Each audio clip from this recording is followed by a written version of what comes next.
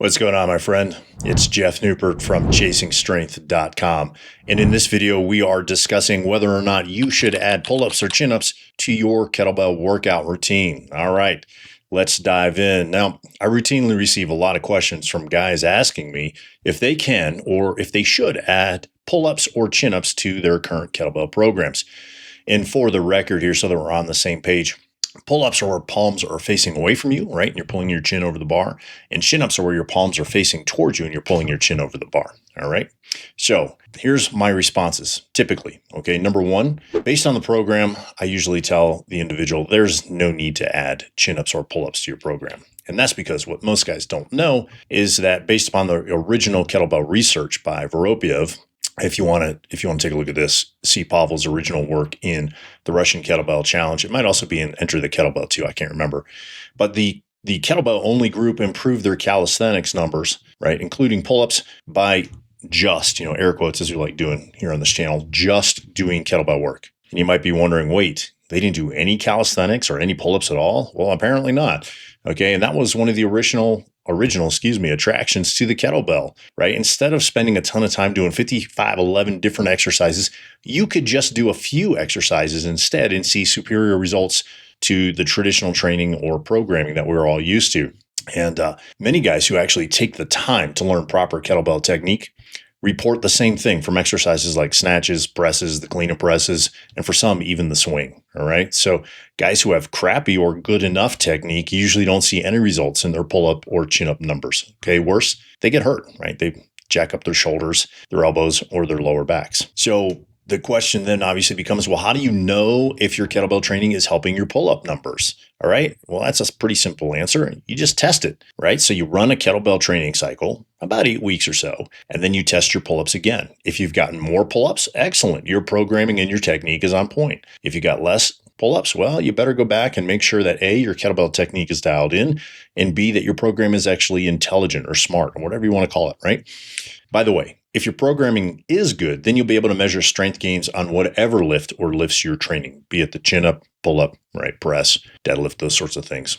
So most likely at the end of the day, it's your kettlebell technique that is lacking. So if you need to learn appropriate technique for singles and or doubles, I'll leave a link in the description below this video.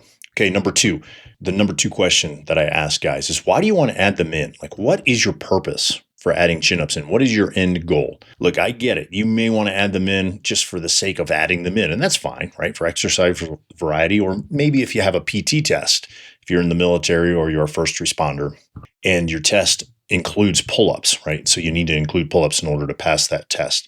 The problem is that most guys just add in the pull-ups or the chin-ups to what they're currently doing. And that can lead to overtraining issues, including everybody's favorite injury. Well, I don't know if it's the favorite injury, but it's up there, man, which is the good old-fashioned elbow tendonitis, the golfer's elbow, right? That just comes in down here, hurts to grip or grab anything.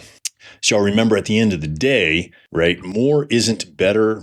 It's just more, okay? Unless we're talking about more love and more money in your bank account. So that's why I recommend that guys use one of 4 strategies if you insist on adding pull-ups or chin-ups into your current training session. Okay, number 1, you're going to use lower reps and you're going to stay as far away from failure as you can, right? Just make them feel easy. Number 2, train pull-ups or chin-ups on separate days from your kettlebell training in order to improve your recovery. Number 3, this is one of my favorites actually, cut your current training session in half, right, by duration or volume. So if you're training 30 minutes, train 15 minutes. If you're doing 100 reps, do 50 reps. And then add in pull-ups or chin-ups. You need to train them on the same days, okay?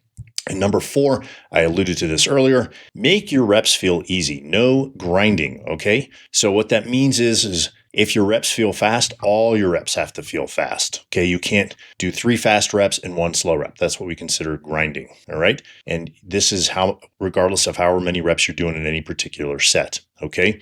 If you do need some help programming this, because it can be kind of tricky, I'll leave a link in the video description below to a program of mine called Rebuilt After 40 that'll show you how to use chins, even dips, along with cleans, presses, and squats. All right, so remember, one of the original premises, which was a liberating premise of the kettlebell, was you could actually do more with less in less time. And that's perfect for busy guys, busy dads over 40 who just don't have the time to train, like those single 20-something-year-olds, okay? And the keys to being able to do this, to be able to train this way and experience the original promise of kettlebells is, number one, having proper kettlebell technique, and number two, using intelligent programming. All right.